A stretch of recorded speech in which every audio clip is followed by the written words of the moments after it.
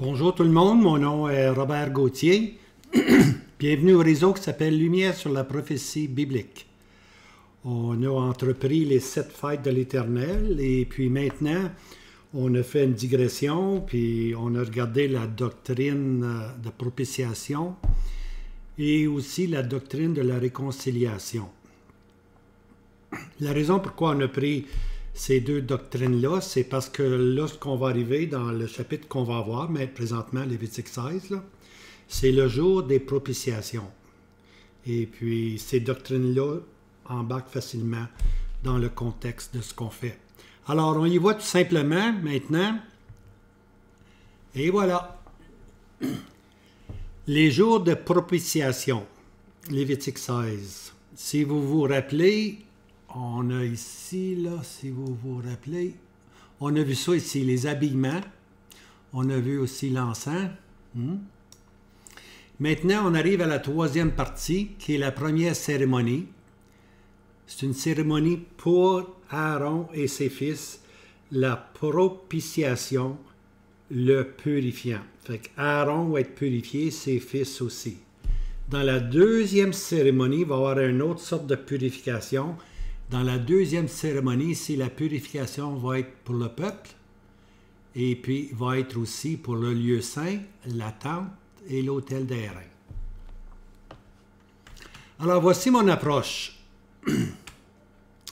Je vais vous montrer quelques photos, premièrement, du tabernacle, parce que là, on s'en va dans Lévitique 16, là. Je vais vous montrer quelques photos du tabernacle avec quelques enseignements. Après ça, je vais lire le chapitre au complet. La raison pourquoi je vais lire le chapitre au complet, c'est qu'il y a beaucoup de gens qui sont en voiture et puis qui ne peuvent pas voir les photos, tout simplement, mais qui peuvent entendre, hein, ou les gens qui prennent des marches, ils peuvent avoir un genre d'audio. Alors, c'est important qu'on aille le chapitre au complet. Alors, je vais lire le chapitre, donner quelques instructions. Et puis après ça, je vais faire un petit résumé des cérémonies avec quelques photos. Okay? On va prendre les deux cérémonies. On va l'expliquer avec des photos. Et puis finalement, on va prendre verset par verset Lévitique 16. La raison pourquoi je fais ça comme ça, c'est parce que il y a beaucoup de gens qui se réunissent en petits groupes, quelquefois des amis qui se réunissent, puis ils vont dire, on va étudier Lévitique 16 ensemble. Mais quelquefois, ils n'ont pas les outils ou les livres ou les auteurs pour apprendre, comme moi j'ai eu accès à différents livres. Alors, c'est peut-être l'occasion pour ces gens-là de dire, écoutez, on va écouter Lumière sur la prophétie biblique, tu sais, ils ont un très bon vidéo, là, ils ont un très bon vidéo sur Lévitique 16. Alors, ces gens-là, en groupe, vont l'étudier ensemble. Ils peuvent l'arrêter, puis là, se poser des questions, puis se faire des commentaires. Et puis, aussi, même pour les petits rassemblements, des fois, on ne sait pas trop quoi prendre. Il n'y a pas beaucoup d'enseignants parmi nous. Eh bien, on peut juste aller dans Lumière sur la prophétie biblique et étudier Lévitique 16. Étudier les 7 fêtes de l'Éternel, une par une. Hein? Puis en parler, puis en discuter. Puis j'espère en sortir édifié. Hein? Le but de ces messages-là, de ces vidéos-là, c'est l'édification, bien-aimés, afin qu'on soit encouragé à marcher dans les voies du Seigneur. Alors, voici ici la première photo, c'est ce qu'on appelle le tabernacle. Okay? Je vais vous nommer quelques parties rapidement. Là. Alors, l'extérieur ici, c'est le parvis, on appelle ça le parvis. Okay? C'est là que les gens venaient, le parvis. Et puis ici, on a l'autel d'airain, souvent appelé celle qui est devant l'Éternel. Okay? Ça, c'est l'autel d'airain. C'est là, habituellement, qu'on offrait les sacrifices. Et puis là, on prenait le sang, puis on rentrait dans ce qu'on appelle ici la tente d'assignation. Okay? Maintenant, la tente d'assignation prend d'autres termes aussi. Là. Ça, c'est l'intérieur en passant de la tente d'assignation. Il y a le lieu saint qui est ici. Alors, c'est un lieu de communion. Okay? Ça, c'est la première partie du tabernacle, si on veut, ou de la tente d'assignation. Elle était séparée en deux parties. Comme vous voyez ici, il y a un mur ici qui sépare. Alors ça, c'est ici, c'est le lieu saint. C'est un lieu de communion. Tous les jours, les sacrificateurs entraient et puis ils faisaient fumer de l'encens et puis ils allumaient le soir, ils allumaient les chandeliers. Et puis ici, on a le lieu très saint, ce qu'on appelle le lieu très saint. Une fois là, le grand sacrificateur seul rentrait, non pas avec son propre sang, mais avec le sang, pour ainsi dire, d'animaux, hein, pour faire la purification. Alors, il faisait la purification pour lui-même, pour les sacrificateurs. Il faisait aussi, dans sa deuxième cérémonie, il faisait la purification pour le peuple d'Israël, puis il faisait purification pour la tente et puis les ustensiles, pour ainsi dire. Maintenant, dans le lieu très saint, il y avait ce qu'on appelle, ici, on appelle ça l'arche du témoignage. Okay? Maintenant, juste le couvert ici qu'on voit là, tout ça ici, c'est un couvert. Voyez-vous ici, c'est un couvert. Bien, ce couvert-là, c'était tout d'une pièce, pour ainsi dire. Hein? Ça, bien aimé, on appelle ça le propitiatoire. Okay? C'est là que le sang était versé dessus, sur le propitiatoire, pour faire la purification du lieu saint, la purification de Aaron et sa famille, et la purification du peuple de Dieu. Alors ça, c'est le lieu très saint. Une fois là, on faisait une cérémonie ici. Alors, voici Lévitique 16. Et l'Éternel parla à Moïse après la mort des deux fils d'Aaron. Alors, on se rappelle, les deux fils d'Aaron ont offert un feu étranger, hein? Leur propre feu, pour ainsi dire. Au lieu de prendre le feu que l'Éternel avait allumé, puis le sauvegarder. Alors, les deux fils d'Aaron sont morts. Okay? Lorsque s'était approché de l'Éternel, ils moururent. Et l'Éternel dit à Moïse, « Dis à Aaron, ton frère, qu'il n'entre pas en tout temps dans le lieu saint, au-dedans du voile, devant le propitiatoire qui est sur l'arche. Hein? Le propitiatoire, c'est le couvert. Afin qu'il ne meure pas. Okay? Car j'apparais dans la nuée sur le propitiatoire. Aaron entrera de cette manière dans le lieu saint. Alors là, maintenant, on a comment, une fois l'an, il pouvait rentrer dans le lieu saint. Avec un jeune taureau pour sacrifice pour le péché et un bélier. Alors un taureau, puis un bélier pour holocauste. Il se revêtira d'une sainte tunique de lin et des caleçons de lin seront sur sa chair. Il se ceindra d'une ceinture de lin et s'enveloppera la tête d'une tiare de lin. Ce sont des saints vêtements, et il lavera sa chair dans l'eau, puis il s'en vêtira. Entre mots, il se lavait, après ça, il mettait les vêtements de lin, qui sont appelés plus tard, ce sont les saints vêtements, c'est marqué ici, sont appelés ici les saints vêtements, les vêtements de lin. Alors, c'est pas son accoutrement habituel. Habituellement, le grand sacrificateur avait des couleurs. Il avait vraiment des belles couleurs, lui, du bleu, du pourpre. Mais ici, c'est un jour spécial. Tout habillé en fin coton. Hein? Pas en fin coton, mais une tunique de lin. Okay? Il se lave, puis il met sa tunique de lin. Ensuite de ça, verset 5. « Il prendra de l'assemblée des fils d'Israël deux boucs. Pour un sacrifice pour le péché et un bélier pour holocauste. » Alors, deux boucs, sacrifice de péché, un bélier pour holocauste. Et Aaron présentera le taureau du sacrifice pour le péché, qui est pour lui-même, et fera propitiation pour lui-même et pour sa maison. Hein? Maintenant, et il prendra les deux boucs et les placera devant l'Éternel à l'entrée de la tente d'assignation. Et Aaron jettera le sort sur les deux boucs, un sort pour l'Éternel, puis un sort pour Azazel. Okay? Azazel veut simplement dire celui qui s'en va. Okay? Et Aaron présentera le bouc sur lequel le sort sera tombé pour l'Éternel et en fera un sacrifice pour le péché. À l'autre mot, le premier bouc, il meurt.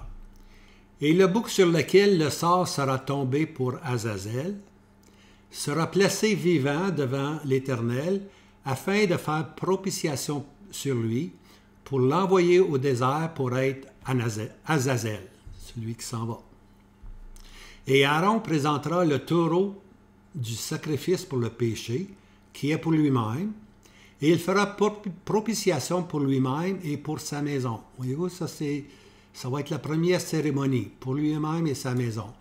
Il égorgera le taureau du sacrifice pour le péché, qui est pour lui-même. Puis il prendra plein un ascensoir de charbon de feu. Hein, là, on a vu l'encens.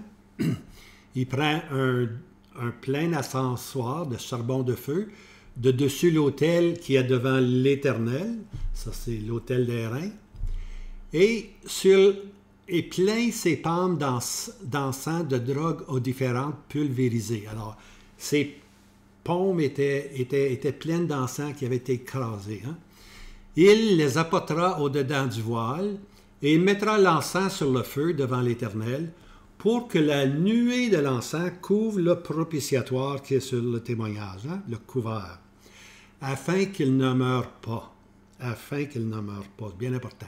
Il prendra du sang du taureau et fera aspersion avec son doigt sur le devant du propitiatoire, c'est-à-dire sur le propriétaire, vers l'Orient, et fera aspersion du sang avec son doigt 7 fois devant maintenant. Alors, sur, mais 7 fois devant le propitiatoire. Verset 15. Et il égorgera le bouc du sacrifice pour le péché, qui est pour le peuple.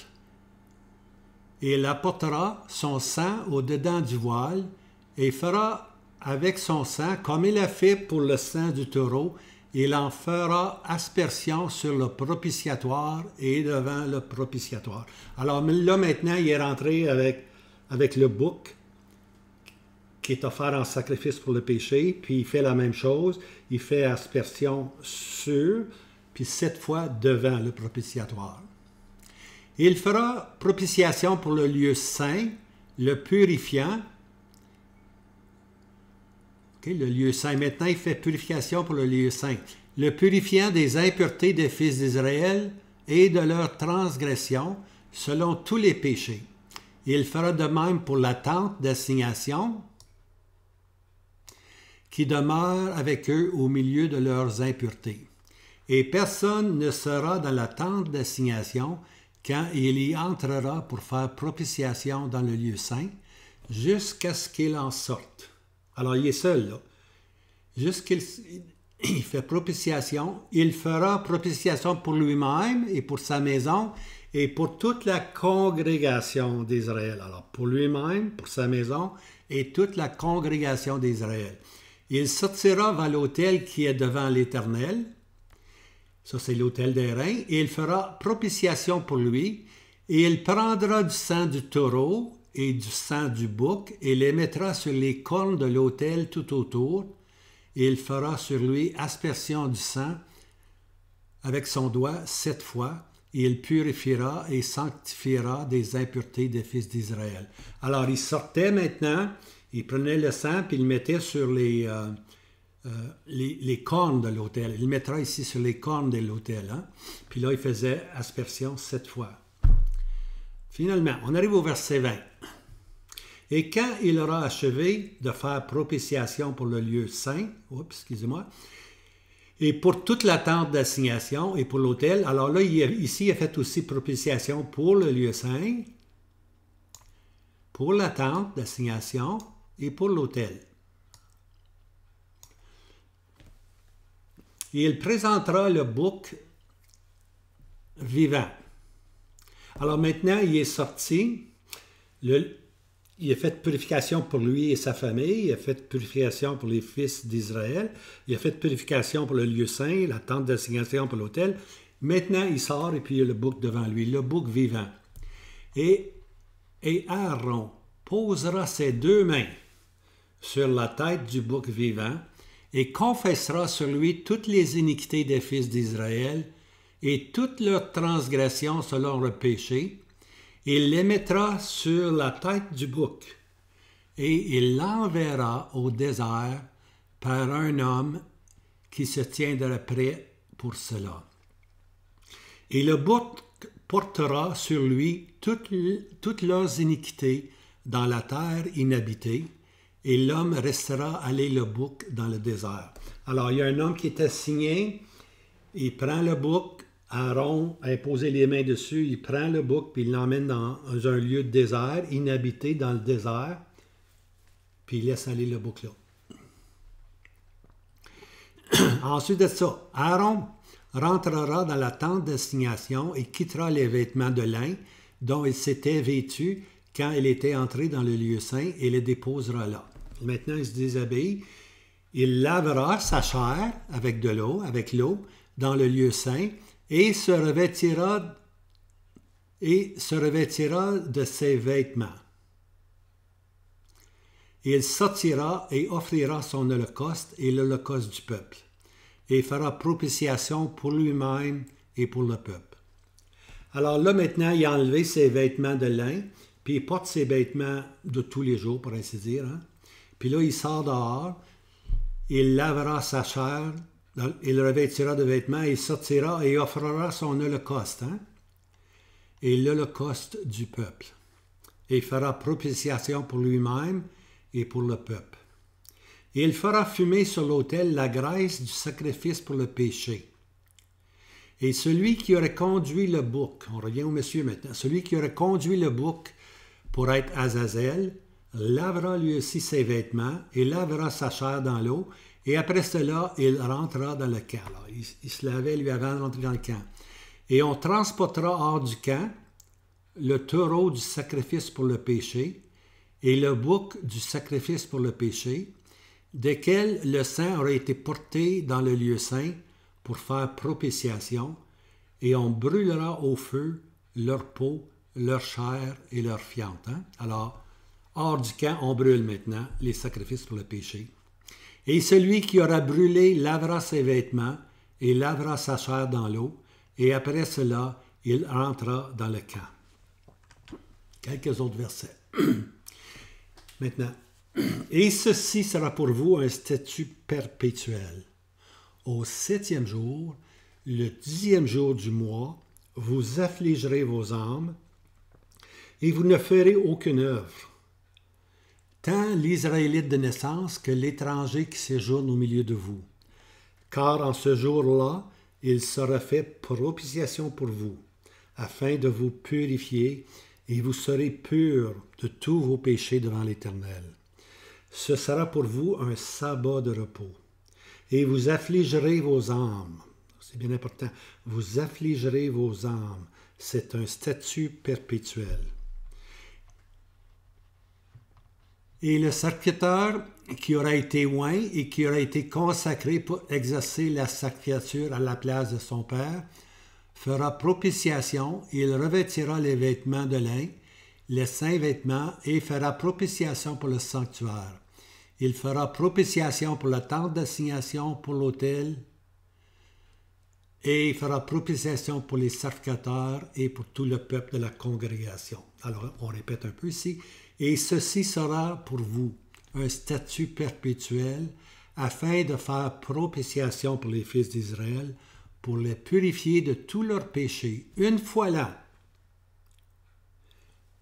Et on fit comme l'Éternel avait commandé à Moïse. Ça, c'est bien aimé, c'est Lévitique chapitre 16.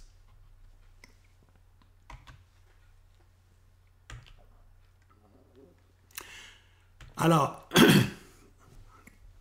pour Aaron et sa maison. Lévitique 16, 3, on lit « Aaron entrera de cette manière dans le lieu saint avec un jeune taureau pour sacrifice pour le péché et un bélier pour holocauste. Hein? Un taureau puis un bélier pour holocauste. Alors, pour Aaron et sa famille, un jeune taureau, il fallait sacrifier un jeune taureau pour le sacrifice pour le péché.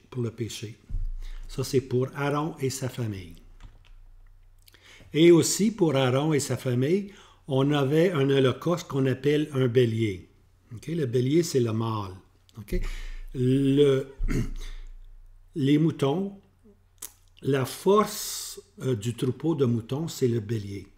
C'est la semence du bélier qui donne la force. Alors, c'était l'offrande maintenant. En holocauste, c'était un bélier qui était offert. Maintenant, on a vu pour Aaron, on s'en va maintenant pour le peuple d'Israël. Lévitique 16, verset 5. « Il prendra de l'assemblée des fils d'Israël 2 boucs, un pour le sacrifice pour le péché et un pour l'holocauste. 2 boucs. » Alors, pour les fils d'Israël, on offre 2 boucs pour le péché. Et voici vos 2 boucs, sont beaux, hein? Alors, les 2 boucs sont là, puis on va en offrir un comme sacrifice pour le péché, puis l'autre va aller, il va être Azazel, il va être envoyé dans le désert, après qu'Aaron va poser les mains dessus. Alors, pour les fils d'Israël, eux aussi ont un holocauste, c'est la même chose, c'est un bélier. Alors, Aaron, un bélier, les fils d'Israël, un bélier aussi comme holocauste. Alors, ici, on commence avec la première cérémonie. Lévitique 16, verset 11. « Et Aaron présentera le taureau du sacrifice pour le péché, qui est pour lui-même, et fera propitiation pour lui-même et pour sa maison, et il égorgera le taureau du sacrifice pour le péché, qui est pour lui-même. » Alors, remarquez bien ici, pour lui-même, pour sa maison. Hein? Puis là, il égorge le taureau du sacrifice du péché pour lui-même encore, c'est répété. Alors, Aaron était un homme ayant les mêmes passions que nous. Il doit offrir un sacrifice pour le péché, pour lui-même et pour sa famille. Là, qu'on va dans le Nouveau Testament, le Nouveau Testament hébreu, c'est un contraste à Lévitique 16. C'est ça, l'hébreu, c'est le contraste à Lévitique 16. Ce n'est pas des similitudes, c'est des contrastes. Alors, on dit que Christ, en ressemblance de chair et sans péché, devient le sacrifice pour le péché. On n'a pas besoin de taureau pour lui. La nature du Seigneur était sans péché, sa vie était sans péché. Alors, si Aaron doit offrir tous les années des sacrifices pour le péché, l'Épître aux Hébreux nous dit une seule fois, par un seul sacrifice. Voyez-vous le contraste? Une seule fois, par un seul sacrifice. Et il nous a rendus parfaits à perpétuité. Hein? Une seule offrande suffit pour rendre le peuple de Dieu parfait. Tandis que dans l'Ancien Testament, une fois là, il fallait faire ce scénario-là. Une fois là, il faut faire la purification pour Aaron, la purification pour sa famille, la purification pour le peuple, et puis finalement la purification pour la tente d'assignation et les autels, tout simplement. Mais avec Christ, une fois suffit. Quel contraste! Alors, on se rappelle, Aaron se lave et met sa tunique de lin. Alors là, il fait son entrée avec quoi? Avec l'encens. Premièrement, il va encenser le propitiatoire. Hein? Lévitique 16, verset 12. Puis il prendra un plein ascensoir des charbons de feu de dessus l'autel qui est devant l'Éternel, alors l'autel d'airain, dans le parvis où on offrait les sacrifices, et plein ses paumes de drogues aux différentes, hein? Et les apportera au-dedans du voile. Alors, le feu vient des charbons de l'autel. Il a pris des feux rouges, charbon de l'autel. Il en a mis dans un ascensoir. Il en a plein les paumes d'encens. Et le sacrificateur entre dans le lieu très saint. Maintenant, il va rentrer dans le lieu très saint avec tout cet encens-là. Afin qu'il ne meure pas. Alors, Lévitique 16-13 nous dit, « Il mettra l'encens sur le feu devant l'Éternel pour que la nuée de l'encens couvre le propitiatoire qui est sur le témoignage afin qu'il ne meure pas. Hein? » Alors, c'est important que la place devienne plein d'encens, pour ainsi dire. Hein? Ce n'est pas une grosse place, là. Plein d'encens, et puis il ne devait pas voir, pour ainsi dire, le propitiatoire, hein? Afin qu'il ne meure pas. Alors, je crois comprendre qu'il sort ensuite chercher le sang. Parce que là, il est rentré avec l'ascensoir, il est rentré avec le feu. L'ascensoir, les charbons sont dedans, les mains pleines. Il met ça dedans, puis là, il parfume partout, pour ainsi dire. Et puis, j'ai l'impression, c'est pour ça que je dis, je crois comprendre, qu'il saute ensuite chercher le sang. La raison de ça, parce que l'expression « et » indique une autre action. Vous allez voir. Lévitique 16, verset 14, « Et », c'est là l'autre action, « Et il prendra du sang du taureau, et en fera aspersion avec son doigt sur le devant du propitiatoire, vers l'Orient, et il fera aspersion du sang avec son doigt 7 fois devant le propitiatoire. Une fois sur le propriétaire, en anglais c'est on, okay? Et puis 7 fois devant, before. Alors le sang du taureau pour le péché est aspergé une fois sur le dessus, upon, hein? Sur le dessus du propitiatoire. Alors une fois sur le dessus. En d'autres mots, on met le sang sur le couvert. Une fois. Une fois suffit pour Dieu, bien-aimé. Une fois suffit pour Dieu. Hein? 7 fois devant le propitiatoire, 7 fois en avant maintenant. 7, c'est un chiffre qui est complet. Alors pour l'homme, il faut l'aspersion complète, mais pour Dieu, une fois suffit. On a de la misère à comprendre, nous autres, l'œuvre de la croix. Il faut qu'il soit aspergé comme 7 fois, ok? 7 fois devant, une fois sur, upon, ok? Alors, ici maintenant, au verset 15, on arrive à la deuxième cérémonie. Il égorgera le bouc du sacrifice pour le péché, qui est pour le peuple. Alors ici, on s'en vient avec le peuple. Hein? Et il apportera son sang au-dedans du voile, et fera avec son sang, comme il a fait avec le sang du taureau. Il en fera aspersion sur le propitiatoire et devant le propitiatoire. Alors là, c'est la deuxième entrée maintenant. Il a rentré premièrement avec le sang du taureau en sacrifice pour le péché. Maintenant, il rentre avec le sang du bouc. Le bouc a été sacrifié. Hein? Et puis, il fait exactement la même chose. OK? Il va asperger une fois sur le propitiatoire et 7 fois devant le propitiatoire. Alors, maintenant, Aaron sort de nouveau et cette fois, la cérémonie des 2 boucs commence. On regarde un peu maintenant la cérémonie des 2 boucs. Il prendra les 2 boucs et les placera devant l'Éternel à l'entrée de la tente de signation. Alors, Aaron il a sorti, il y a 2 boucs qui sont là.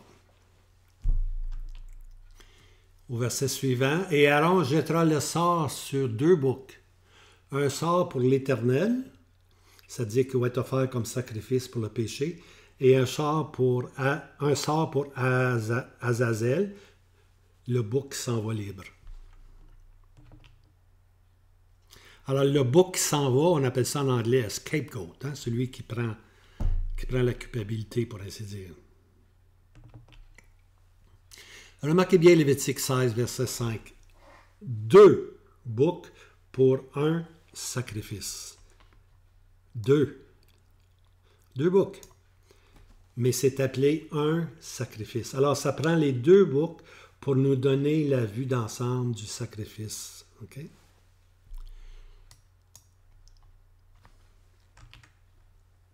Alors, 2 boucs, un sacrifice pour le péché.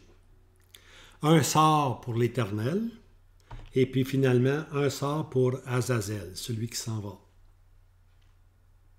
Mais les 2 forment un seul sacrifice.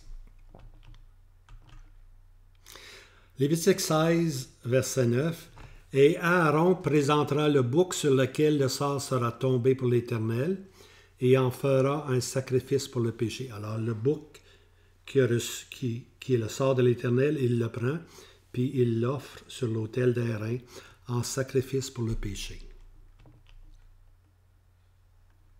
Et le bouc sur lequel le sort sera tombé pour Azazel, sera placé vivant devant l'Éternel, afin de faire propitiation pour lui, pour l'envoyer au désert pour être Azazel. Alors, il y a un bouc qu'on vient de faire couler le sang, l'autre bouc est là en stand-by, qu'on dit qui attend lui. OK? Et voici les étapes. Et il égazera le bouc du sacrifice pour le péché qui est pour le peuple. Alors, Aaron maintenant égorge le bouc du sacrifice pour le péché. Ça, c'est le bouc qui était le sort de l'Éternel. Hein? Le bouc qui était... Les deux boucs étaient vivants, mais il y en a un qui doit mourir. Maintenant, il apportera son sang au-dedans du voile. Alors là, il rentre maintenant. Aaron rentre avec le sang du premier bouc. Et il fera avec son sang comme il a fait avec le sang du taureau. C'est la même cérémonie qu'on a vue. Quand il rentre avec le sang, il fait la même cérémonie. Une fois, il va asperger sur le propitiatoire, puis 7 fois, il va asperger devant le propitiatoire. Et il fera aspersion sur le propitiatoire et devant le propitiatoire. Alors, 7 fois devant, une fois sur. Pour le lieu saint, pour la tente d'assignation et pour l'autel qui est devant l'Éternel. Maintenant, il fait aussi la purification du lieu saint, la purification de la tente d'assignation et pour l'autel qui est devant l'Éternel, ça c'est l'autel d'airain. Alors, pour le lieu saint, pour la tente d'assignation, il faut aller quelquefois dans d'autres passages pour comprendre. Okay? Alors, lorsqu'on est dans Lévitique 16, okay, il fera propitiation pour le lieu saint, le purifiant des impuretés des fils d'Israël et leurs transgressions selon leurs péchés. Il fera de même pour la tente d'assignation qui demeure avec eux au milieu des impuretés. Alors, le lieu saint, la tente d'assignation sont, pour ainsi dire, purifiés. Verset suivant. « Et personne ne sera dans la tente d'assignation, car il entrera pour faire propitiation dans le lieu saint, jusqu'à ce qu'il sorte. » Encore là, c'est répété, il n'y a personne. « Il fera propitiation pour lui-même, pour sa maison et pour toute la congrégation d'Israël. Hein? »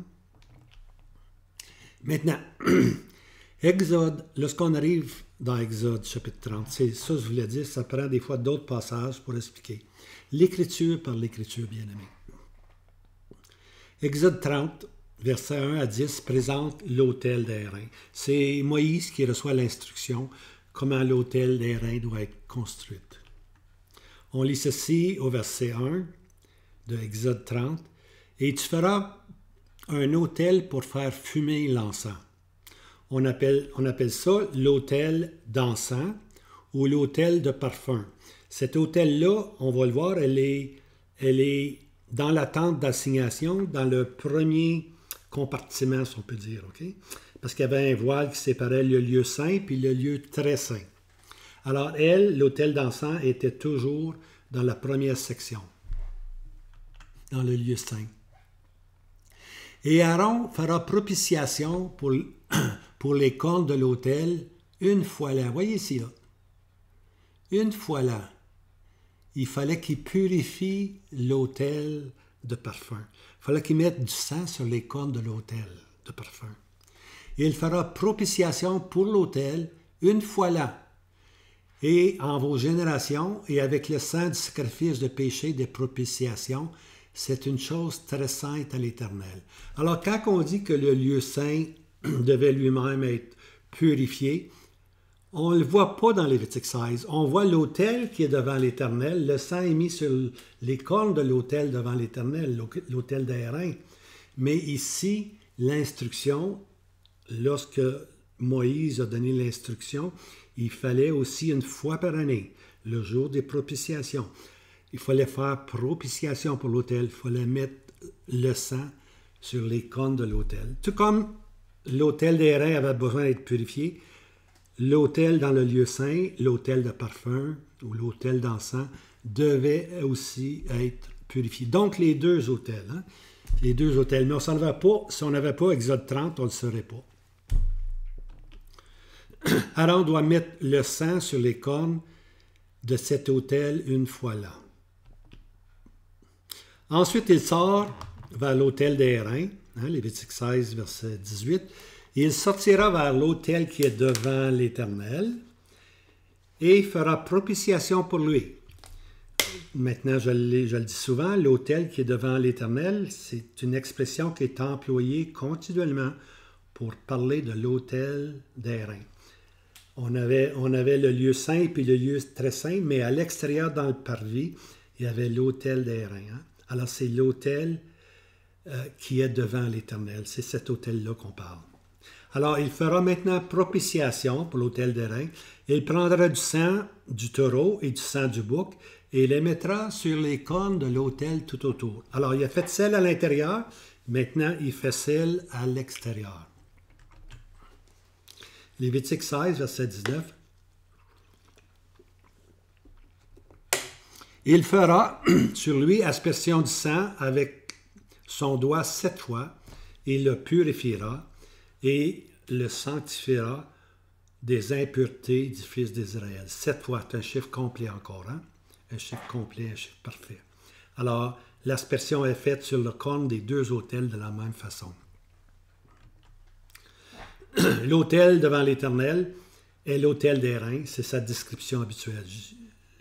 Je me répète ici, mais c'est important de réaliser que l'autel devant l'Éternel, c'est l'autel d'airain. L'autel qui était dans le lieu saint, c'était l'autel de parfum.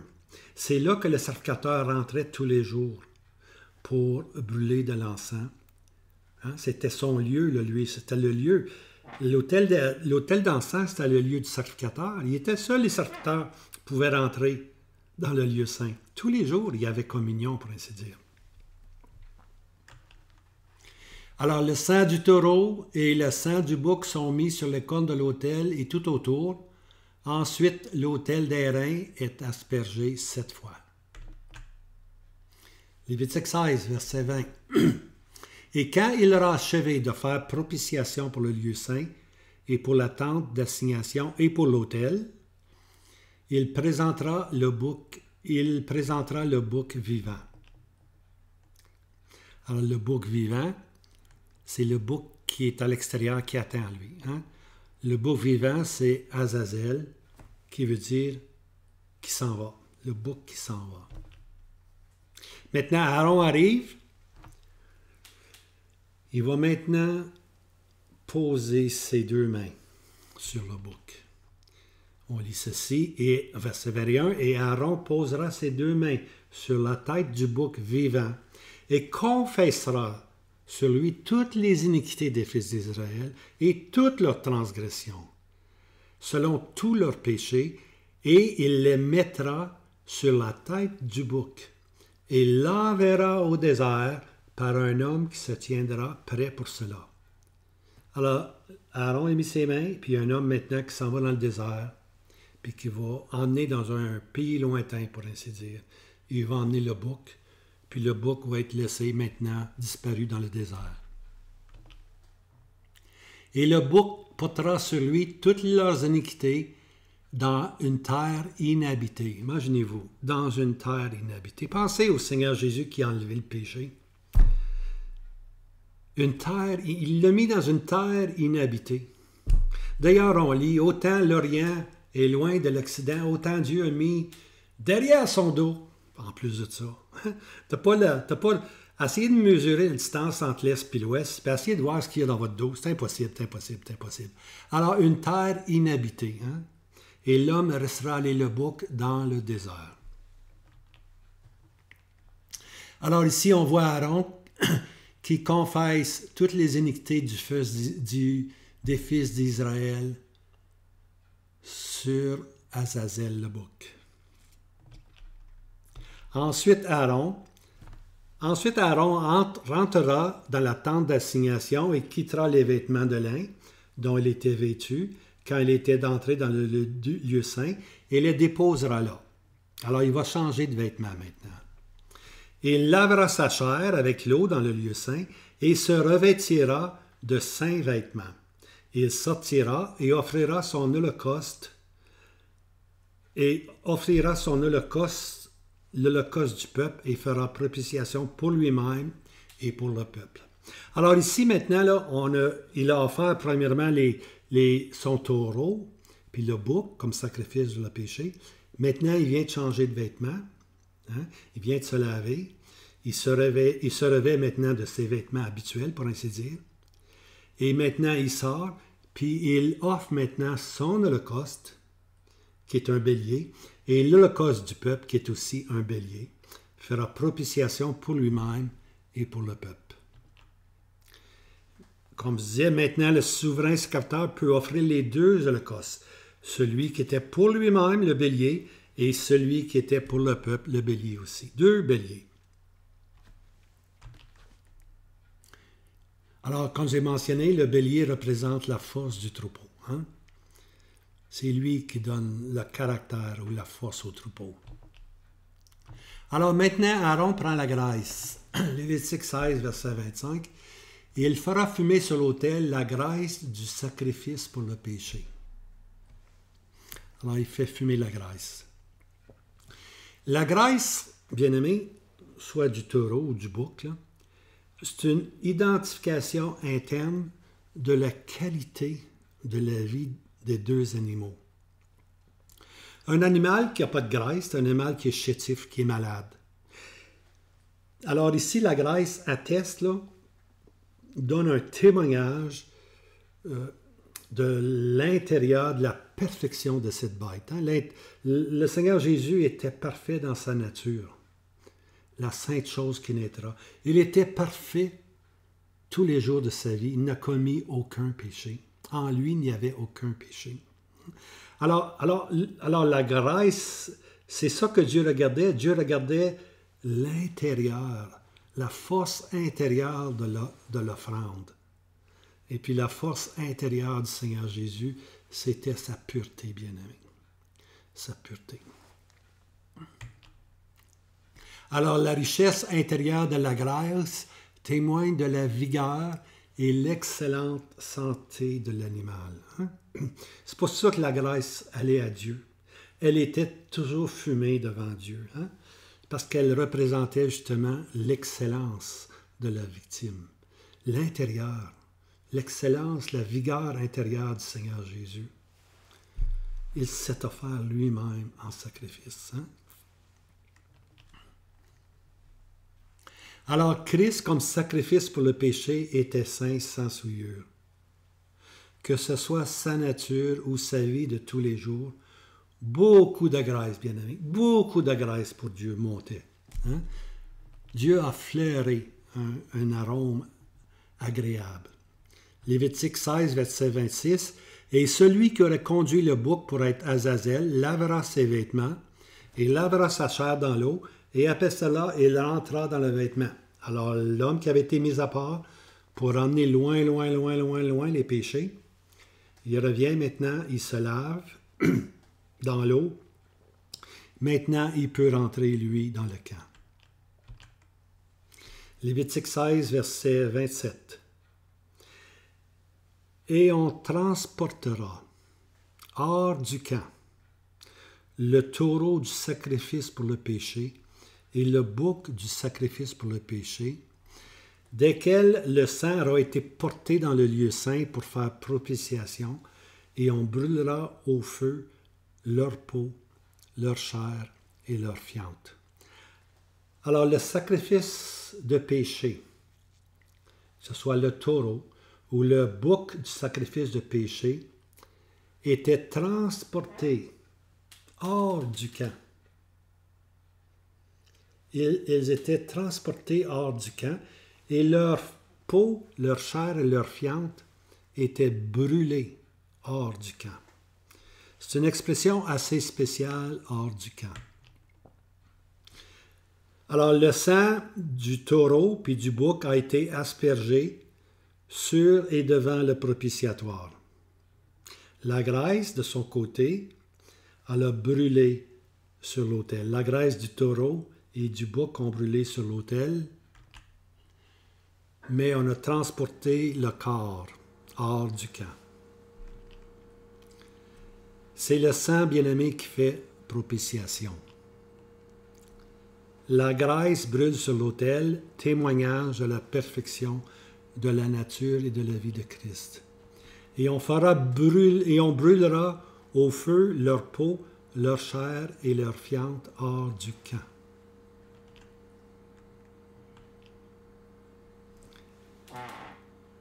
Maintenant, il faut réaliser qu'Israël sont dans le désert. Israël était appelé le camp. Okay? Le camp dans le désert représente la séparation du peuple d'Israël des nations païennes, des nations qui les entouraient. Lorsqu'ils faisaient partie du camp, ils étaient séparés. C'était un peuple séparé pour Dieu. C'était ça le camp, un peuple séparé pour Dieu. Ils n'étaient pas comme les païens, ils n'étaient pas comme les nations, ils n'étaient pas comme les Moabites et toutes ces races qui étaient là. Ils étaient le camp séparé pour Dieu. Ils étaient un camp séparé pour Dieu. Le camp est aussi le lieu de culte. Okay?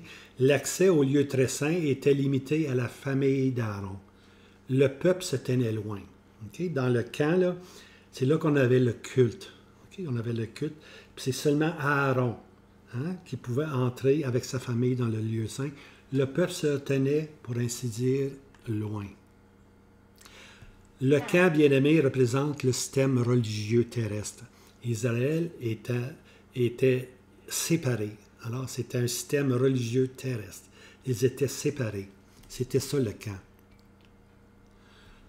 Lorsqu'on arrive dans le Nouveau Testament, on voit l'expression dans Hébreux 13. Remarquez bien, c'est un contraste. Toujours Hébreux, c'est toujours un contraste. Car le corps des animaux, dont le sang est porté pour le péché, dans les lieux saints, par le souverain sacrificateur, sont brûlés hors du camp. C'est intéressant ça. Hébreux 13, verset 12. C'est pourquoi aussi Jésus, afin qu'il sanctifiât le peuple par son propre sang, a souffert hors de la porte. Hors de la porte. Le Seigneur Jésus n'a pas été crucifié à Jérusalem. Il a été crucifié hors de la porte, hors du camp, hors du système religieux que représentaient les Israélites. Les Israélites étaient le camp. Mais l'animal a été brûlé hors du camp. Alors le Seigneur Jésus a été conduit hors de la porte de Jérusalem. Il n'a pas souffert à Jérusalem même. Il était hors du camp. Il était hors du camp religieux, hors de cette religion-là qui le rejetait tout simplement. Une religion de tradition, une religion d'habitude, une religion de mots, mais non, leur cœur n'était pas attaché. Si leur cœur avait été attaché à l'Éternel, ils auraient suivi le Seigneur Jésus. Mais ils ont dit, crucifie-le, crucifie-le. Le monde religieux a crucifié Christ. Le Seigneur Jésus a souffert hors de Jérusalem, hors la porte. Alors c'est pour ça que l'Hébreux 13, verset 13 nous dit, « Ainsi donc, sortons vers lui, hors du camp, portant son opprobre. » On doit sortir du camp religieux. On doit sortir de tout ce qui est de la religion pour suivre le Seigneur Jésus. Puis en voulant suivre humblement le Seigneur Jésus, on va porter son opprobre. En d'autres mots, on va être rejeté. C'est pourquoi aussi Jésus a souffert hors la porte. Le Seigneur Jésus a souffert hors la porte. Jérusalem était l'endroit que Dieu avait dit, j'y mettrai mon nom, j'y mettrai mon nom. Le camp juif ou la religion, la loi, qu'on peut dire, ne peuvent supporter la présence du Messie. Alors son corps, le Seigneur Jésus, a été crucifié hors de la porte de Jérusalem. La ville du grand roi, le corps des animaux était porté à l'extérieur, hors du camp juif, pour ainsi dire. Et puis le Seigneur Jésus, vrai sacrifice, lui, a souffert hors de la porte de Jérusalem. Le camp religieux ne peut pas supporter le juste, le saint et le juste. Ainsi donc, sortons vers lui hors du camp, portant son opprobre. Ça, c'est dit dans l'Épître aux Hébreux. Les Hébreux, bien-aimés, étaient nouvellement convertis. Ils étaient aussi paresseux, on peut dire. Hein? Ils auraient dû connaître beaucoup de choses, mais ils ne connaissaient pas grand-chose. Ils étaient lents à comprendre. Les nouveaux convertis étaient lents à comprendre que le système juif, le judaïsme, n'avait plus sa place, sa raison d'exister. Maintenant que Christ était venu, les choses meilleures étaient maintenant arrivées. Hein? L'Ancien Testament était l'ombre des choses à venir, puis lorsque la réalité est arrivée, c'est-à-dire Christ qui meurt à la croix, le christianisme, bien-aimé, n'a plus rien à voir avec le camp religieux. Il est séparé du camp religieux.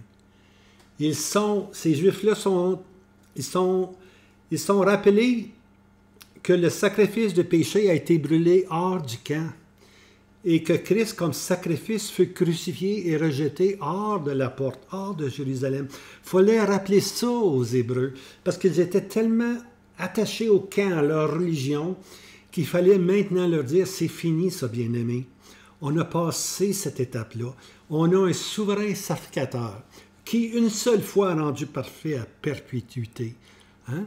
Puis on a maintenant accès. Hein? Alors sortons donc vers lui hors du camp. Quittons le système religieux, sortons vers lui, vers Christ. Rassemblons-nous autour de Christ. Hein? Jésus a souffert, bien-aimé, hors de la porte de Jérusalem. Le camp religieux n'a pas eu de place pour Christ. La chrétienté, ceux qui se disent être séparés, parce que c'est ça le camp, être séparés, ceux qui se disent être séparés pour Christ, le camp, n'a pas de place pour ceux qui sont de la famille du grand sacrificateur, qui a libre accès dans le sanctuaire. Le voile maintenant est déchiré du haut en bas. Dieu a déchiré du haut en bas le voile. Il n'y a plus maintenant deux, le lieu saint puis le lieu très saint, ça n'existe plus, il n'y en a plus. C'est devenu un lieu saint, pour ainsi dire, ou un lieu très saint. Le voile n'est plus là. On a accès maintenant dans la présence de Dieu, pas une fois par année, pas le grand sacrificateur exclusivement. Non, nous maintenant qui sommes les croyants au Seigneur Jésus, avec un sacrifice tel que Christ a offert, nous avons maintenant accès. À travers le voile, c'est-à-dire sa chair, nous pouvons maintenant entrer dans le lieu très saint. C'est ça qu'on est appelé, bien-aimés. Le camp religieux ne peut pas accepter libre accès. Et non, ils ne croient pas au libre accès. Ils mettent toutes sortes d'objections. Et puis, on met des fois des hommes devant toi. Seul un homme peut s'approcher et non pas toi. Hein? On refuse le fait qu'on est de la famille maintenant. De la famille du Seigneur Jésus qui est le grand sacrificateur. On est de sa famille, on a accès maintenant dans la présence de Dieu. C'est un contraste avec seulement les fils d'Aaron qui étaient la famille de Dieu. La croix est tellement grande, elle a tellement changé de choses. Alors le camp de la profession chrétienne, on a imaginé pour la vue de grands bâtiments, des vêtements spéciaux. C'est ça que le camp chrétien a fait. Des beaux bâtiments, des beaux vêtements. Hein? On a offert pour l'odorat, on est sorti comme les Juifs avec de l'encens, on est sorti avec de la musique, on est sorti avec des rituels, des traditions. Hein? L'homme naturel, il aime le camp. Ça répond à la chair, tout simplement. Il aime le camp. Le camp interdit l'entrée dans le sanctuaire, sauf pour une classe élue. Un autre que nous va rentrer, c'est ça le camp. Le camp ne donne pas libre accès. Et puis, l'Épître aux Hébreux nous encourage. L'exhortation apostolique est celle-ci. Hébreux 13, verset 13. Ainsi donc, sortons vers lui, hors du camp, portant son opprobre. C'est ça qu'on est appelé. Nous n'avons pas à porter le poids du système lévitique. C'est tout fini, ces sacrifices, ces odorats, ces bâtisses-là. On n'a pas à porter ce poids-là. On n'a pas à porter. Nous sommes la famille de Christ. Puis, il ne faut pas tomber dans un guet-apens de vendre notre droit sacerdotal à d'autres. Hein? En autre mot, vendre notre droit sacerdotal, c'est qu'on est rendu sacrificateur. On est de la famille du grand sacrificateur, le Seigneur Jésus. On a accès maintenant. Et puis, on va donner cet accès-là, on va donner ce droit-là à d'autres personnes. Non, bien-aimé, le camp fait ça. Mais nous, on doit sortir hors du camp. On doit avoir accès continuellement à l'intérieur. On entre soi-même, bien-aimé, à l'intérieur du voile. Rentrer dans la présence de Dieu. Il n'y en a plus de voile. Entrer dans la présence de Dieu. Moi, je dis toujours, les gens, ils vont à l'Église, ils entrent dans l'Église. Mais combien de ceux qui entrent dans l'Église entrent à l'intérieur du voile, dans la présence même du Seigneur Jésus? Tu peux aller à l'Église tant que tu veux, mon ami, tant que tu veux, 365 jours par année. Mais est-ce que ceci veut dire que tu entres dans le sanctuaire, dans la présence de Dieu? Si tu entres dans le sanctuaire, dans la présence de Dieu, tu vas réaliser que tu es un sacrificateur, que tu peux offrir toi-même des sacrifices spirituels à Dieu. Une voix qui confesse le nom du Seigneur Jésus. Alors, c'est un peu bizarre, sortons pour entrer. Ça semble être une controverse, mais écoutez bien. Ayant donc, frères, une pleine liberté pour entrer dans le lieu saint par le sang de Jésus, par le chemin nouveau et vivant qu'il nous a consacré à travers le voile, c'est-à-dire sa chair, Hébreux 10, 21, ayant un grand sacrificateur établi sur la maison de Dieu, et nous sommes la maison de Dieu, Hébreux 10, 22, approchons-nous donc avec un cœur vrai, en pleine assurance de foi. Approchons-nous donc, en pleine assurance de foi. C'est ça qu'on est appelé à faire. On sort vers lui, on porte son opprobre. Ainsi donc, sortons vers du camp portant son opprobre. Et puis, la croix elle-même est-elle quelque chose de respectable ou d'odieux? Est-ce que la croix est respectable? Non, la croix est odieuse. Portant son opprobre. C'est pas facile de dire que tu es un croyant dans le crucifié. Pensez-y, là. On confesse Jésus crucifié. La sagesse de ce monde n'a pas connu. Mais la sagesse de Dieu nous enseigne que Jésus-Christ est le Fils de Dieu, le crucifié, portant son opprobre. Il y a toujours de l'opprobre lorsqu'on veut suivre le crucifié. Moïse l'avait compris. Il avait dit, Moïse, en Hébreux 11, verset 26, il a dit, « Estimant l'opprobre de Christ un plus grand trésor que les richesses de l'Égypte, car il regardait à la rémunération. » Imaginez-vous. Un plus grand trésor. Un plus grand trésor pour Moïse.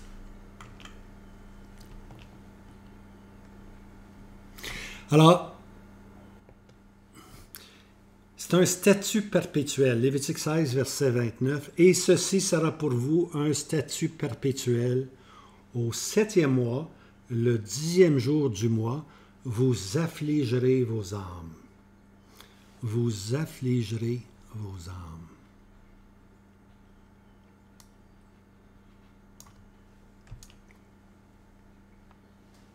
Bien-aimés, tout ceci est prophétique. Car la 6e fête de l'Éternel qu'on va prendre aux prochaines vidéos, on va aller maintenant dans notre 6e fête. Tout ceci n'était qu'un, en anglais on dit stepping stone, des pierres, qu'on marche sur des pierres pour se mouiller dans l'eau. C'était simplement des étapes pour nous emmener à la 6e fête de l'Éternel, le 10e jour du 7e mois. Et puis là, on a la fête qu'on appelle le jour des propitiations. Ça, c'est Lévitique 23, 26, 27. Mais Lévitique 23, 27 est basé sur tout le chapitre de Lévitique 16. Alors, c'est ça qu'on a pris. Et puis là, maintenant, on s'en va à cette journée-là. Une journée assez spéciale pour le peuple d'Israël. Ils vont affliger leurs âmes. Présentement, ils n'affligent pas leurs âmes. Mais il va venir un temps où Israël, lorsqu'ils vont arriver à cette, ça s'appelle la cinquième, c'est les trompettes, c'est Dieu qui rappelle maintenant, c'est Dieu qui est en mouvement avec son peuple. Hein? Dieu s'est réveillé, l'Église est partie, puis Dieu s'est réveillé, pour ainsi dire, puis maintenant il reprend ses activités. Mais il faut que le peuple arrive au 10e jour de ce mois-là, le jour des propitiations, pour qu'ils s'affligent. Et bien aimé, Zacharie et beaucoup de prophètes nous disent comment ils vont s'affliger. Chaque famille à part, bien-aimés, chaque famille à part, hein, vont crier vers Dieu. Hein, ils vont crier vers Dieu. Et puis, à ce moment-là, Dieu va leur pardonner leurs péchés. Une nouvelle source, on peut dire. Hein. On verra comment la conversion du peuple terrestre aura lieu et une nouvelle source du calvaire sera ouverte en bénédiction. Le calvaire va être de nouveau, le sang du calvaire va maintenant couler pour eux, puis ils vont se convertir. Quelle journée ça va être? C'est une journée assez importante. Et après ça, il va y avoir la 7e journée, qui est le jour des tabernacles.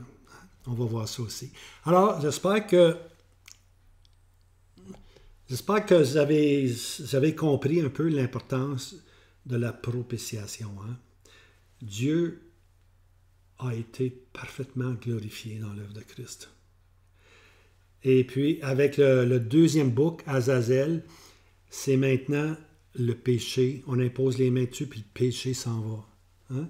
Alors, Dieu a été glorifié, puis maintenant, Dieu glorifiait Dieu en offrant la réconciliation, en offrant le pardon des péchés. Alors que le Seigneur vous garde, passez une belle journée, puis partagez. Hein? N'oubliez pas, vous pouvez vous abonner naturellement, mais partagez à des petits groupes. Même dans l'Église, étudiez Lévitique 16, étudiez les 7 fêtes de l'Éternel. Alors que le Seigneur vous garde, alors je vous salue. Maranatha, le Seigneur Jésus revient bientôt. Merci.